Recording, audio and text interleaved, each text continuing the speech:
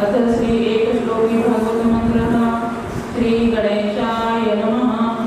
आदौ देवकी देवगर्भजननं गोपीग्रहेवर्धनं मायापूतनजीवितापहरणं गोवर्धनोद्धारणं कंसच्छेदय कौरवादिहननं कुन्तीतनूजानवम् एतद्भागवतं पुराणकथितं श्रीकृष्णलीलामृतं।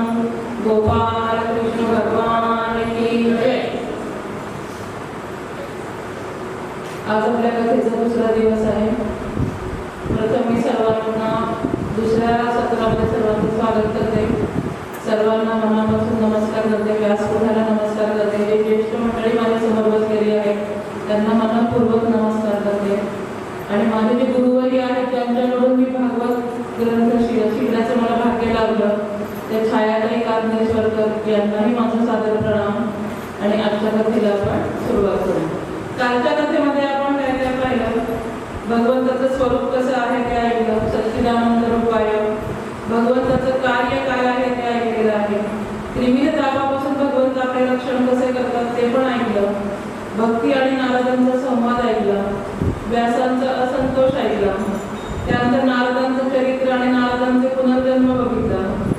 आणि नारदांनी जो चतुश्लोकी भागवत मंत्राचा उपदेश केला आणि त्यापासून 18,000 श्लोकात भगवंताचे वर्णन व्यासांनी कसे केले तेही आपण ऐकलेले। गोकर्ण उपाख्यान ऐकलेले आहे। आणि आज आपण आता पुढची कथा ऐकण्यासाठी सज्ज झालो आहोत। जसं गोकर्णाला आणि धुंदुकारीला मोक्षपदाची प्राप्ती झाली तसं आजपासून आपल्याला आता खरं भागवत कथाची परीक्षिती शुकाचार्यांनी परीक्षितीला सांगितली त्या कथेमध्ये आपण प्रवेश करणार आहोत। श्रीकृष्ण युद्ध संपल्यानंतर द्वारकेला गेले इथपर्यंत कालचा कथाभाग आपला झालेला होता। मग त्यानंतर उत्तरेच्या गर्भाचं जे रक्षण श्रीकृष्णाने केले होतं यथावकाश चांगल्या ग्रहांचा उदय झालेला आहे। अनुकूल ग्रहांचा उदय झाला। सर्व सद्गुणांना विकसित करणाऱ्या शुभ मुहूर्तावर उत्तरेने एका बालकाला सुकुमाराच्या बालकाला जन्म दिलेला आहे। तो बालक इतका तेजस्वी होता की जणू काही पंडू राजाचं ते त्या राजाच्या रूपाने त्या पुत्राच्या रूपाने परत आलेलं आहे असं वाटलं। युधिष्ठिराने पण आपल्याला नातू झाला म्हणून प्रजातीर्थ काळात म्हणजे प्रजातीर्थ काळ म्हणजे काय नाळ टोचण्यापूर्वीचा जो काळ असतो त्याला काय म्हणतात प्रजातीर्थ काळ। त्या काळात ब्राह्मणांना सुवर्ण गायी जमीन गावे उत्तम प्रतीचे धन हत्ती घोडे या सगळ्या दानधर्म केलेले आहेत नातू झाल्यामुळे। आणि त्यानंतर काय झालेलं आहे पूर्वी काय होतं जसं आपण 5वी केल्यानंतर सटवाईचं पूजन करतो त्याप्रमाणे बालकाचं भविष्य कथन करण्यासाठी त्यांनी भविष्यकाळाला पाचारण केलेलं आहे। आणि मग त्यांनी विचारलं आहे ब्राह्मणाला पण यथोचित दानधर्म केला त्या भविष्यकाळाचा यथोचित सत्कार केला आणि विचारलेलं आहे की हे महात्मा ज्या बालकांचं काय भविष्य असेल ते मला ऐकायचं आहे। मग ब्राह्मण भविष्य कथन करू लागलेले आहेत। म्हणे हा राजा शिबीप्रमाणे दानशूर आणि शरणागत वत्सल होईल। दुष्यंत भरत पुत्राप्रमाणे वंशाचे यश पसरवेल। अग्नीसारखा अजिंक्य होईल। समुद्रासारखा दुस्तर होईल। सिंहासारखा पराक्रमी होईल। ब्रह्मदेवांप्रमाणे याच्या अंगी समता असेल। भगवान शंकराप्रमाणे कृपाळू होईल असं त्यांनी अतिशय चांगलं असं भविष्य सांगितलेलं आहे। पण त्यांनी शेवटी काय सांगितलं त्याचा शेवट मात्र असा होणार आहे म्हणे ब्राह्मण कुमाराच्या शापाने तक्षकापासून आपला मृत्यू होणार त्याचा मृत्यू होईल। आणि हे ऐकल्यानंतर त्याच्यामध्ये आसक्ती सगळी निघून जाईल आणि तो भगवत चरणांना प्राप्त होईल। आणि हा व्यासपुत्र शुकदेवांकडून आत्म्याच्या यथार्थ स्वरूपाचं वर्णन ज्ञान करून घेईल आणि शेवटी गंगा तटाची आपल्या शरीराचा त्याग करून अमर परत प्राप्त करून घेईल असं त्या ब्राह्मणांनी भविष्य सांगितलेलं आहे। मग त्यांनी विचारलं की ह्याचं नाव काय ठेवावं बाबा। मग त्या गुरुजींना विचारलं पूर्वी कसं गुरुजींना विचारूनच नाव ठेवण्याची पद्धत होती पंचांग बघायचे काय नाव निघेल। मग त्यांनी सांगितलं की सुदर्शन चक्राच्यामुळे ह्याचं जे संरक्षण झालेलं आहे रक्षण झालेलं आहे म्हणून काय परीक्षित।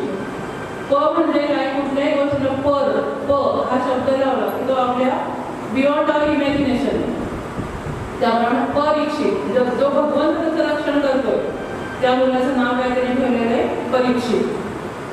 म्हणजे सुदर्शन चक्राने रक्षित होता म्हणून त्याचं नाव काय पडलं परीक्षित।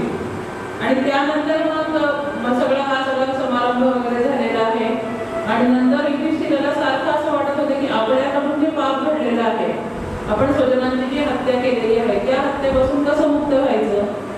त्यांनी काय केले की 3 अश्वमेध यज्ञ केले. आता एवढा सगळा युद्ध झाल्यामुळे काय झालं की धनाची कमी झाली होती. मग श्रीकृष्णाने हे मनोमन जाणलं की अश्वमेध करण्यासाठी धन आता यांना कमी पडलेले, म्हणून त्यांनी काय केलं, उत्तर दिशेला जो राजा मरुत आणि ब्राह्मणाने पुष्कळचं धन सोडून दिलेलं होतं ते धन घेऊन आलेले आणि इथे त्यांचं पूर्ण 3 अश्वमेध यज्ञ पूर्ण झाले. आणि त्यानंतर मग त्यांना धृतराष्ट्र आणि गांधारी जे होते ते गांधारी आणि धृतराष्ट्र फार दुःखी झालेले होते की सगळं आपलं परिवार नष्ट झाल्यामुळे. मग त्यांनाही त्यांनी खूप आधार दिला, चांगलं एकदम आई वडिलांच्या जागी मानलं, म्हणजे आई वडिलांसोबतच त्यांना जपायला सुरुवात केली. जरी त्यांनी त्यांच्याशी खूप विरोध केला तरी ते म्हणत त्यांचे पुत्र राहिले तर हा माझं काम आहे की बाबा यांची काळजी घेणं. त्याप्रमाणे काळजी घेणं चाललं होतं. आणि त्याच दरम्यान काय झालं, एक घटना घडली की विदुरजी महाराज जे होते ते युद्धामध्ये त्यांनी सहभाग घेतलेला नव्हता, ते परत आले. ते आल्यानंतर त्यांना पाहून युधिष्ठिरांना अतिशय आनंद झालेला आहे आणि मग सगळ्यांनी स्वागत केलं आणि त्यांची विचारपूस करायला सुरुवात केली. मग युद्धाच्या काय ज्या कथा होत्या ते एकमेकांवर त्यांनी सांगितल्या, कसं भीष्मांचं महानिर्वाण कसं झालं, त्यानंतर दुर्योधनाचं कसं काय झालं ते सगळं त्यांनी विदुरांना सांगितलेलं आहे. आणि त्याप्रमाणे मग नंतर विदुरांनी काय केलं की ते धृतराष्ट्र आणि गांधारीला भेटायला गेले. तिथे गेल्यानंतर ते म्हणाले की ते झालं ते खूपच वाईट झालं, ते काही झालं ते, पण तुम्ही इथे काय करताय म्हणा, आता तुम्ही राजमहालामध्ये काय करताय आणि आपल्या आयुष्याचं जे काय आहे जेवढं जीवन आहे तितकं जीवन एवढं माणसाला हवंच आहे. प्राण्यांच्या जगण्याची जी जिवंत राहण्याची इच्छाशक्ती इतकी प्रबल आहे की त्याला कुठल्याही क्षणी आपल्या शरीर सोडून जाणं कधीच आवडत नाही. मग विदुरांनी त्यांनाही उपदेश केलेला आहे आणि सांगितलं की म्हणजे तुम्ही आता वानप्रस्थाश्रम घ्या, आता हा संसाराचा मोह सोडा. आता विदुरांनी युद्धात भाग का घेतला नाही हा प्रश्न आपल्या मनात आला असेल ना, तर का नाही घेतला विदुरांनी भाग? विदुर करू शकत नव्हते का? विदुर तर अतिशय बुद्धिमान होते. विदुर नीती म्हणून एक पुस्तक आहे आणि विदुरांनी अतिशय चतुरपणाने ते कसं आपल्या अंगात चतुराई असली पाहिजे वगैरे हे विदुर नीती आपण कुठल्याही क्षणी असं कोणाला उपदेश करताना कोणाला सांगताना सांगतो की विदुर नीती आपण हे करा. विदुर नीती काय होती तर जर एखादी गोष्ट आपल्याला पटत नाही त्यांनी काय केलं, धृतराष्ट्राला समजावलं, दुर्योधनाला समजावलं, श्रीकृष्ण शिष्टाई बरोबर त्याच्यामध्ये त्यांनी सहभाग घेतला, पण कोणीच ऐकायला तयार नाही. ज्यावेळेस आपलं कोणीच ऐकत नाही त्यावेळेस आपण काय आपल्याला ही गोष्ट पटत नाही म्हणून आपण काय केलं पाहिजे, बाजूला झालं पाहिजे. मग त्यांनी सांगितलं की बाबा मी काही युद्धाला एखादा काळ तरी पिकटलेला असतो का आणि त्याचं आंब्याचं फळ कसं आहे बरबटलेलं, आपलं आयुष्य आंब्याच्या फळासारखं आहे. आजच आपण आंबे खाल्ले भरभर, मला किती आंबे मिळतील, महाराज मला द्या, महाराज मला दे, असं पडून पडून आपण आंबे गोळा केले आणि आपण असे किती मायेच्या ह्याच्यामध्ये गुरफटलेले आहोत. तर विदुरांचं म्हणणं काय की चिपकूसारखं माणसाने असलं पाहिजे. चिपकूच्या बियाला कशाचा तरी स्पर्श होतो का, किती त्याला मागास आहे आजूबाजूने, त्याला वाटत असेल का आपल्याला ते चिपकून धरावं, पण ते धरत नाही. मग विदुरांनी हेच आपल्याला सांगितलंय की त्याच्यामध्येही अडकू नका. तुम्हाला ती गोष्ट पटत नाहीये ना, अतिवाद आणि वितंडवाद तर करूच ना, फक्त काय करा समोरच्याला सांगा, एकदा सांगा, दोनदा सांगा, तीनदा सांगा. त्याची जर इच्छा नसेल तर आपण तिथून काय करायचं, बाजूला निघून जायचं आणि ती गोष्ट लेट इट बी म्हणून सोडून द्यायची, त्याच्यामध्ये आपण काहीही विचार करायचा नाही. त्यामुळे मग विदुर निघून गेले होते आणि त्यांनी धृतराष्ट्र गांधारीला येऊन पण हेच सांगितले की तुम्ही का अडकताय ह्याच्यामध्ये, तर काय आहे तुम्हाला की ज्यामुळे तुम्ही या राजमहालाचा मोह करताय, किती खाणार आयुष्यभर, तुम्ही त्या खाण्यासाठी तर राहताय का. मग हे सगळं झाल्यानंतर धृतराष्ट्राला ही गोष्ट पडली, गांधारी म्हणे की बरोबर आहे, म्हणे विदुर जे सांगताय ते अगदी बरोबर आहे. आणि दुसऱ्याच दिवशी सकाळी ते काय झाले, विदुर, धृतराष्ट्र आणि गांधारी रात्रीतनं ते दोघं सगळेजण काय झाले निघून गेलेले. आणि निघून गेल्यानंतर सकाळी जेव्हा युधिष्ठिरांनी पाहिलं त्याचं सकाळचं सगळं नित्य कर्म आटोपल्यानंतर ते धृतराष्ट्राचे महाराज ज्यावेळेस आले आणि त्यांनी पाहिलं की म्हणे कुठे गेले काकाश्री, काय झालं, त्यांनी त्याला दिसले नाही कोणीच. मग संजय म्हणाला की तिथे पूर्ण म्हणे की आपले दोन्ही चुलते आणि काकू हे सगळेजण काय मला माहित नाही कुठे गेले, पण रात्री ते कुठेतरी गेले. आणि तेवढ्या तिथे कुणाचं आगमन झालेलं आहे, आपले जे गादीचे मालक आहेत नारद महाराज तिथे आलेले आणि त्यांनी सांगितलं की धर्मराजा म्हणे तू काही काळजी करू नकोस, आपण कोणासाठी काही म्हणजे कोणासाठी शोक करू नये, हे सगळं आयुष्य जे कोणाच्या अधीन आहे, ईश्वराच्या अधीन आहे, ईश्वर इच्छेने सगळ्या गोष्टी घडतात. इतके दिवस आपण सांगितलं तरी काकांनी कोणती गोष्ट ऐकली नव्हती, पण आज ते आपण घर सोडून गेले आणि ते जिथे गेले ते अतिशय सुखरूप ठिकाणी गेलेले आहे. आणि तू काही काळजी करू नको म्हणे. आजपासून 5व्या दिवशी ते आपल्या शरीराचा त्याग करतील धृतराष्ट्र. आणि त्याच चितेवर गांधारी पण आपल्याला सती जाईल असं त्यांनी सांगितलेलं. आणि त्यानंतर विदुरजी तिथूनच तीर्थयात्रेला जातील बद्रिकाश्रमी. एवढं करून नारद तिथून निघून गेलेले. मग हे विदुर पूर्वजन्मीचे कोण होते? तर विदुरांना एवढं ज्ञान होतं. तर आपल्याला हाही प्रश्न आहे, विदुरांचा पूर्वजन्म काय होता? तर विदुर हे पूर्वजन्मीचे साक्षात यमराज होते. आणि मांडव्य ऋषीच्या शापामुळे काय झाले की 100 वर्ष ते शूद्र योनीमध्ये जन्माला आले. मग जर यमराज पृथ्वीवर होते तर मग तिकडचा कारभार कोणी बघितला? तिकडं कोण होतं? मग तिथं अर्यमा नावाचं एक त्यांचं हे होते मॅनेजर, ते बघत होते की पुढचं काय आहे काय नाही ते. आणि मग ही कथा अशी आहे की एकदा मांडव्य ऋषी आश्रमामध्ये ध्यानमग्न असताना तप करत होते आणि त्याच वेळी ते काही चोर आले आणि चोरांनी काय केले, मांडव्य ऋषी आश्रमात येऊन सगळं अस्ताव्यस्त केलेलं आणि त्यांचं धन बिन सगळं चोरून नेलं. आणि राजाने काय केलं, सर्वांना चोर समजून फासावयाची शिक्षा केली, चोरी झाली होती म्हणून. आणि मांडव्य ऋषींना पण त्यामुळे 3 वेळेस त्यांना फास लावला, पण ते मांडव्य ऋषींना फास बसतच नव्हतं. दरवेळेस मग शेवटी त्यांच्या लक्षात आलं की मांडव्य ऋषींनी यमपुरीमध्ये सरळ यमदेवाच्या दरबारामध्ये गेलेले. आणि त्यांनी विचारले, पण हे न्यायदेवता तुमच्याकडनं कधीच चूक होत नाही, मग आपण न्यायाधीश आहात, सर्व पापांच्या आणि पुण्यांचा बरोबर हिशोब ठेवता, आता माझं खातं उघडा म्हणाले आणि दाखवा मला की मी काय चूक केली म्हणून तुम्ही मला 3 वेळेस फासावर दिलं. तर ज्यावेळेस यमराजाला समर्पक उत्तर देता आलं नाही तेव्हा त्यांनी सांगितले की हे यमधर्मा, दासीपुत्र होऊन 100 वर्ष परीक्षित थोडासा मोठा झालेला आहे, गांधारी आणि धृतराष्ट्र निघून गेलेले. आणि मग 1 सेकंदात इकडून तिकडं, इकडं काही झालं की तिकडं लगेच मेसेज, तसं काही नव्हतं. मग अर्जुनाने काय केलं, अर्जुनाला त्यांनी पाठवलेलं आहे. अर्जुन गेल्या आणि स्वभाव पण काय झालेला आहे, लोभी झालेला आहे. मग त्याप्रमाणे 6-7 महिने होऊन गेल्यानंतर एक दिवस भीमसेनाशी त्या दोघांचं बोलणं होत असताना ते म्हणे की इतके दिवस झाले म्हणे, मला इतकी आवश्यक पण होत आहे आणि अजूनही अर्जुन कसं काय आला नाही, तर आपण एकदा काहीतरी त्याचा शोध करू किंवा काहीतरी तुम्ही निरोप पाठवा म्हणे आणि त्याचा खबर घ्या.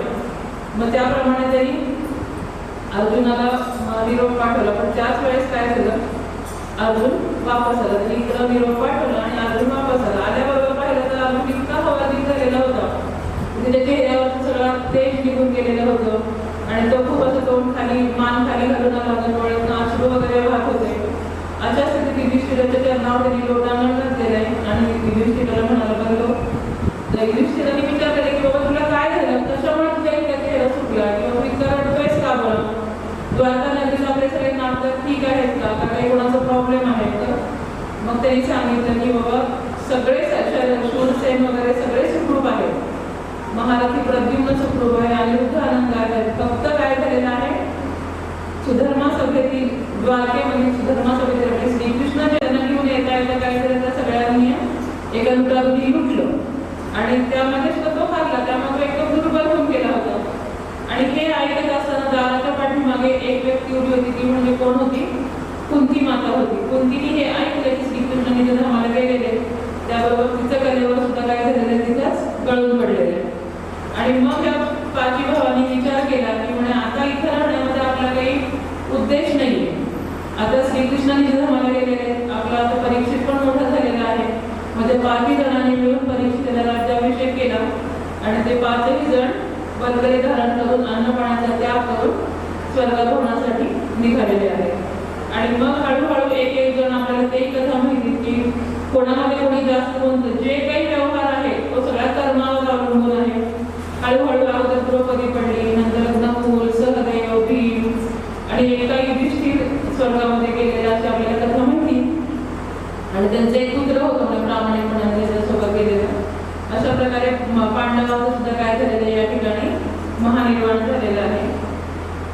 ह्या कथेला पण महर्षी व्यासांनी खूप छान आशीर्वाद दिलेला आहे. पांडवांच्या प्रयाणाची कथा जो पुरुष श्रद्धेने ऐकेल तो निश्चितच भगवंताची भक्ती आणि मोक्ष प्राप्त करून घेईल असं त्यांनी आशीर्वाद दिलेला आहे कथेला.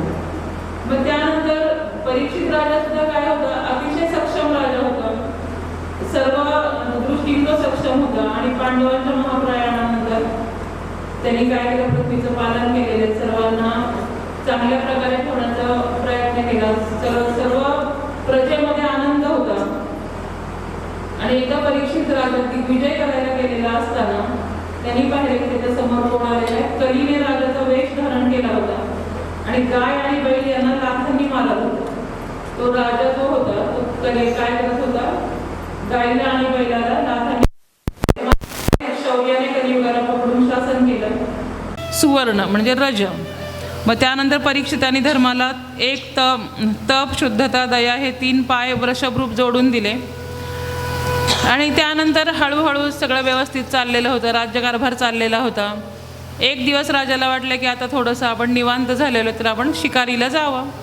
त्यावेळेस कसं होतं की पूर्वीच्या काळी शिकार वगैरे करणं म्हणजे थोडं relaxation. Change in work is relaxation. कुठल्याही कामामध्ये आपल्याला कसं आहे की आपल्याला तेच करून कंटाळा येतो. मग राजालाही कंटाळा आला की रोज तोच राज्यकारभार, रोज तेच सकाळी उठायचं. मग त्यांनी एक दिवस विचार केला की म्हणे आपण काहीतरी रिलॅक्सेशन असावं, म्हणून ते शिकारीला गेला. शिकारीला गेल्यानंतर शिकार करून तर थकून गेला फिरून आणि मग त्याला पाणी पाहिजे होतं. मग जलाशय आसपास कुठेच दिसला नाही. मग त्यांनी पाहिले की एक ऋषी डोळे बंद करून बसलेले आहेत आणि तिथं त्यांचा आश्रम आहे. इंद्रिय, प्राण, मन आणि बुद्धी यांचा निग्रह केल्यामुळं ते बाहेरच्या जगापासून काय झालेले होते, निवृत्त होते. त्या ऋषींना कुठलीच शुद्ध नव्हती. मग ते पूर्ण ध्यानस्थ अवस्थेमध्ये होते. मग राजाने काय केलं, घसा कोरडा पडलेला, तहान लागल्यावर आपण पण असं चिडतो नाही, समोरच्याने जर आपल्याला पाणी नाही दिलं तर चिडला. त्याला वाटलं की मी एवढा राजा आहे, दिग्विजय. एक क्षणात त्याच्या डोक्यामध्ये काय गेला, अहंकार गेला की म्हणजे माझ्यासारखा राजा मी असताना का बरं त्यांनी मला विचारलं नाही, मला आसन दिलं नाही आणि पाणी तर सोडा पण मला साधं आसन पण दिलं नाही. मग राजाला खूप राग आला आणि राजाने काय केलं, जवळच एक साप मरून पडलेला होता, तो साप उचलला आणि रागारागाने त्यांच्या गळ्यामध्ये टाकला. आणि त्याच वेळेस शमीक ऋषींचा जो पुत्र होता शृंगी, तो पण मोठा तेजस्वी होता. त्या ऋषींना कसं की तेजाने एक प्रकारचं असं हे सिद्धी प्राप्त झालेल्या होत्या. त्यांनी ते पाहिलं की आपल्या पिताश्रींचा त्यांनी अपमान केलेला आहे आणि त्यांनी विचारच केला नाही की समोरचा माणूस कोण आहे. त्यामुळे त्यांनी काय केलं, त्या राजाला सरळ म्हणजे तो त्यांनी वेश बदललेला असल्यामुळे त्याला लक्षात नाही आलं की बाबा हा राजा परीक्षित आहे. त्यांनी लगेच शाप दिलेला आहे की म्हणे तुला 7व्या दिवशी आजपासून तक्षक साप येईल आणि तुला दंश करेल आणि तू त्यामुळे मृत्यू पावशील. आणि ही कहाणी ऐकून मग थोड्या वेळात शमीक ऋषींना पण ते ध्यानस्थ अवस्थेतनं बाहेर आले आणि त्यांना सगळा हा प्रकार कळाला. मग त्यांनी त्याला सांगितलं की तू फार मोठं पाप केलंस म्हणे, तू राजाला असा शाप दिलायस, हे फार चुकीचं आहे. पण आता एकदा तोंडातनं केलेला शब्द काही परत घेता येत नाही. मग परीक्षितेला पण वाटलं की अरे आपल्याकडून फार मोठी चूक झाली. घरी आला, डोक्यावरचा मुकुट काढला. तो मुकुट कुणाचा होता, जरासंधाचा होता की जो कधीच चांगला वागला नाही कुणाशी. तो मुकुट जेव्हा डोक्यावरून उतरवला, म्हणून अन्न जे आपण खातो ते कसं असलं पाहिजे, संस्कारित आणि सात्विक असं असलं पाहिजे. कोणतंही धन आपण जी नोकरी करून जे धन मिळवतो ते सुद्धा कसं असलं पाहिजे, सुसंस्कारित असलं पाहिजे, सात्विक असलं पाहिजे. नाहीतर ज्या लोकांकडून ते धन आपल्याला मिळतं, ज्या लोकांकडून ते अन्न मिळतं, त्याप्रमाणे ते काय होतं, आपली वृत्ती तशी बनत जाते. म्हणून आपण काय करायचं की प्रत्येक वेळेस आपल्या बुद्धीला काय पटतंय, बुद्धीच्या कसोटीवर आपण ह्या गोष्टी तपासून पाहिल्या पाहिजेत की हे खरंच बरोबर आहे का. आता त्यांनी काय केलं, गेला इतकं मोठं सोन्याचं भांडार, 10-20 मुकुट पडलेले, त्याला वाटलं आपण राजा आहेत. त्यांनी धरला एक मुकुट घातला. तो कोणाचा आहे त्यांनी विचारच केला नाही ना. आता राजाच्या ह्याच्यामध्ये कोशागारामध्ये कितीतरी धनसंपत्ती, कुणाकुणाचे मुकुट, कुणाचं काही मिळालेलं, कुणाचं ठेवलेलं, हा त्यांनी विचार नाही केला. म्हणून भगवंतांनी एक आपल्याकडं पद पण आहे, क्षणोक्षणी करा विचार. प्रत्येक क्षणी आपण विचार केला पाहिजे की ही गोष्ट बरोबर आहे का, आपल्या बुद्धीला ती पटती आहे का, आणि समोरच्यानी केली म्हणून आपण ती करायची आहे का. तर ते थोडक्यामध्ये काय झालं की परीक्षिताचं थोडक्यासाठी त्याचं आयुष्याचं सगळं जे कमावलं होतं ते गेलं. पण कसं आहे, वाईट वेळ माणसाला खूप चांगलं शिकवते. नाहीतर आयुष्यभर तो तसाच राहिला असं, त्याला कधीच वाटलं नसतं की भगवंताची प्राप्ती करून घ्यावी. मग तो शाप मिळाला आणि तो उदास झाला. आणि मग त्यांनी क्षणभर विचार केला, तक्षक दंश करणार तर आहेच आहे, जी गोष्ट कोणालाच चुकली नाही ती मला चुकणार नाही. जातसेही ध्रुव मृत्यूर, जो जन्मणार आहे तो मरणार आहे, कारण तो स्वतः विद्वान होताच. मग हा शाप जो होता तो त्याला वैराग्य देणारा ठरला.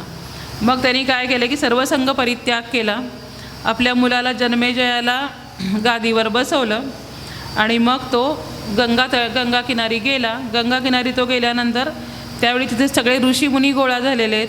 अत्री ऋषी आले, वसिष्ठ ऋषी आले, च्यवन आले, भृगू आले, अंगिरा ऋषी आले, पराशर आले, विश्वामित्र आले. परीक्षितांनी सगळ्या ऋषीमुनींचा सत्कार केला, सगळ्यांच्या चरणावर मस्तक ठेवलं. परीक्षिताचा निश्चय पाहून सर्व देवांना आनंद झालेला आहे. आकाशात पण सगळे उत्तम उत्तम म्हणून हे, कारण तो स्वतः तेवढा अधिकारी पुरुष होता. पण एक क्षण असतो जो मनुष्याचं आयुष्य बदलवतो. जे काही एवढं त्यांनी कमवलेलं होतं, एवढा तो सम्राट होता, एका क्षणात त्यांनी त्याचा त्याग केलेला आहे. जसं क्षणात मिळवण्याची आणि परिवर्तन करण्याची शक्ती आहे, तशी क्षणात त्याग करण्याची शक्तीसुद्धा आपल्यामध्ये आली पाहिजे. ही कथा ऐकण्यामागचा हा उद्देश आहे की परीक्षिताला म्हणजे त्यांनी शाप टाकला, त्याला शाप मिळाला, त्यांनी भागवत ऐकलं, त्याला मुक्ती मिळाली. पण त्यातनं आपल्याला काय घ्यायचं आहे की एका क्षणामध्ये जे आपलं जीवन बदलणार आहे, कधी आपण वैराग्याकडे जाणार आहेत, कधी चांगलं होणार आहे, कधी वाईट, तो जो क्षण आहे, ज्या क्षणी आपल्या आयुष्यात एखादी वाईट घटना घडती, त्यामधून आपण काय घ्यायचं, पॉझिटिव्ह विचार कसे घ्यायचे. जे झालं ते झालं, शाप मिळाला, मृत्यू येणार हे त्यांनी मान्य केलं. पण त्यातनं आता आपला विकास आपण काय करायचं, आपण काय करतो, दुःख आलं की आपण लगेच खचून जातो आणि विचारशक्ती खुंटून जाते, की आपल्याला वाटतं की देवानेच आपल्यासाठी हे केलं, देव काही चांगला नाही, ह्यापुढे त्या देवाचं आपण काही करणार नाही. लगेच आपण देवाला दोषी ठरवतो लगेच. पण तो क्षण तुमच्या आयुष्यात काहीतरी बदल घडवत असतो. आणि कुठलीही गोष्ट कधीच वाईट नसती, आणि प्रत्येक गोष्ट जर आपण त्याच्याकडे पॉझिटिव्हली पाहिलं. इथं अजून एक उदाहरण मी तुम्हाला सांगते की निसर्गामध्ये सुद्धा ज्या गोष्टी आहेत, ती कुठलीच गोष्ट वाईट नाही आहे. जी गोष्ट बनवलेली आहे त्या गोष्टीचा, प्रत्येक गोष्टीचा काही ना काही उपयोग आहे. आता शिवनिर्माल्य जे आहे, तुम्ही आता सर्वजण आजकाल महादेवाची पूजा सगळेजण करतात. परत प्रदीप मिश्राजींच्या सांगण्यावरून पण आपल्याला शिवमहापुराणामुळे पण खूप साऱ्या कथा कळालेल्या आहेत. शिवनिर्माल्य कोणीच हे करत नाही. शिवनिर्माल्याचं आपण कधी ते तीर्थ म्हणून घेत नाही किंवा शिवनिर्माल्य करत नाही. पण गंगा पवित्र आहे की नाही, ती शिवनिर्माल्य आहे का? गंगा कुठून उत्पन्न झाली? महादेवाच्या डोक्यातनं आली, मग ते निर्माल्यच झालं ना, मग ते पवित्र आहे ना. म्हणजे कुठलीच गोष्ट जगामध्ये कशी आहे, अपवित्र नाही आहे. जे सोहळ्यात चालणारं वस्त्र आहे, रेशीम वस्त्र, ते कशापासून बनतं? प्रेतवस्त्र आहे. ते रेशीम किड्यापासून निघालेला धागा आहे. ते प्रेतवस्त्रसुद्धा अशुद्ध नाही आहे. मध आहे जो आपल्या पूजेमध्ये चालतो, तो काय वमनातनं आलेला आहे. मधमाशीचं वमन जे आहे तो काय आहे? मध आहे की नाही? आपण जर थोडासा विचार केला, गाईचं दूध ज्या वेळेस वासरू गाईला पितं, त्याच्यानंतर जे दूध काढतो आपण, ते दूध आपण अभिषेकाला वापरतो. म्हणून भगवंतानी ह्या जगामध्ये जी ही गोष्ट निर्माण केली, ती कुठलीच गोष्ट वाईट नाही आहे. फक्त आपला दृष्टिकोन काय झाला पाहिजे, बदलला पाहिजे त्या गोष्टीकडे बघण्यासाठी. किंवा आपल्या आयुष्यात जी ही घटना घडली, ती घटना कधीच वाईट नसती. हे जर आपण सांगितलं, नाही पश्चिमेला दार चांगलं नाही, पूर्वेला चांगलं नाही, उत्तरेला चांगलं नाही, वास्तुशास्त्रज्ञ तो सांगतो नाही हे तुम्ही करू नका. पण जर तुमची भगवंतावर दृढ श्रद्धा असेल तर कुठलीही गोष्ट आयुष्यामध्ये वाईट नाही आहे. प्रत्येक गोष्टीचा काही ना काही उद्देश आहे. ह्या सृष्टीमध्ये जी ही गोष्ट निर्माण झाली ती कशासाठी आहे, कोणत्या ना कोणत्या उद्देशाने निर्माण झालेली. मग ह्याप्रमाणे काय झालेलं आहे की राजाला जो शाप मिळाला तो वैराग्य घेणारा ठरला आणि त्याच्या आयुष्याचं कल्याणच झालं ना, भगवत प्राप्ती झाली. जर ते घडलंच नसतं तर तो बसला असता आपला रोज हिशोबाचे आकडे मांडत, आणि आज हे ऋषी आले, अमकं आलं टमकं आलं, आज हे इकडं आक्रमण करा, तिकडं आक्रमण करा, हे लूट आणा. तर ह्या प्रकारे कोणतीही गोष्ट वाईट नाही आहे. त्याप्रमाणे त्यांनी मग सगळे ऋषी मुनी जमा झाले, विचारमंथन झालेलं आहे. आणि त्याच क्षणी अजून एक अशी घटना घडली की वय वर्ष 16 असणारे, स्वेच्छेने ह्या पूर्ण धर्तीवर संचार करणारे जे होते शुकदेव, ते तिथं प्रगट झालेले आहेत. ते इतके सुंदर होते, 16 वर्षाचं वय होतं. हात, पाय, मांड्या, बाहू, अतिशय सगळे अवयव सुकुमार, सावळा वर्ण आणि तेजपुंज असे आणि चित्त आकर्षण करणारा एक तरुण तिथं आलेला आहे. आणि सर्व महात्म्यात ते शुकदेव जे होते ते ग्रह नक्षत्र ताऱ्याप्रमाणे सुशोभित दिसत होते. तेव्हा भगवंतांनी काय केलं, परीक्षितांनी शुकदेव महाराजांचं पाद्यपूजन वगैरे केलेलं आहे, त्यांना आसन दिलेलं आहे. आणि मग त्यांनी विचारलेलं आहे की म्हणे असा मला शाप मिळालेला आहे आणि आम्ही सगळेजण इथे यासाठी जमलो आहोत की यामधून काय मार्ग निघेल. तर कोणी म्हणाले की बाबा वर्षानुवर्ष आम्ही तपश्चर्या केली पण आम्हाला मार्ग सापडला नाही. कोणी काही, प्रत्येकाने आपापले मतं तिथं सांगितले. शुकदेव महाराजांनी सांगितले की तू काही काळजी करू नको म्हणे, तुला मी 7 दिवसामध्ये काय करायचं ते सांगतो. मग त्याप्रमाणे ते एकदम निश्चिंत झाले. त्यांनी काय केलं की म्हणे आपण भागवत ग्रंथाचं पठण करू म्हणे, मी तुला भागवत सांगतो आणि तुझी ह्यातनं मुक्तता होईल. ते म्हणे ते कसं काय. परीक्षित म्हणे असं कसं शक्य आहे. मग त्यांनी ते जे व्यास मुनी होते, शुकदेव, ते सतत संचार करणारे होते. ते एका ठिकाणी फक्त गाईची धार काढेपर्यंत सुद्धा थांबत नव्हते, असं त्यांचं हे होतं. मग आता परीक्षितेला वाटलं हे म्हणले तुला मुक्ती मिळवून देतो, तर आपण भरभर काहीतरी त्यांना विचारलं पाहिजे. म्हणून त्यांनी क्षणाचाही विलंब न करता 6 प्रश्न त्यांना विचारलेले आहेत. कुणाला? शुकदेवांना, परीक्षितींनी. मरणासन्न माणसाने काय केले असता मोक्ष मिळेल, हा पहिला प्रश्न आहे. हेच आपल्याला आता पुढच्या 2-3 दिवस ऐकायचं असलेलं भागवत आहे. त्याचबरोबर आपण हे सांगा की मरणासन्न माणसाने काय श्रवण करावे, मरणासन्न मनुष्याने कोणता जप करावा, कोणते कर्म करावे आणि मरणासन्न मनुष्याने कोणाचे स्मरण करावे, मरणासन्न मनुष्याने कशाचा त्याग करावा, असे सगळे प्रश्न त्यांनी तिथे विचारलेले आहेत. मग शुकदेव महाराज स्थानावर आसनस्थ झालेले. ते म्हणे तू शांततेने प्रश्न विचार, मी तुला शांततेने उत्तर देतो. आणि त्या ठिकाणी भागवत कथेचं आयोजन झालेले, सर्व ऋषी मुनी देवी देवता तिथे गोळा झालेले आहेत आणि पुढे ते कथा सुरू झालेली आहे.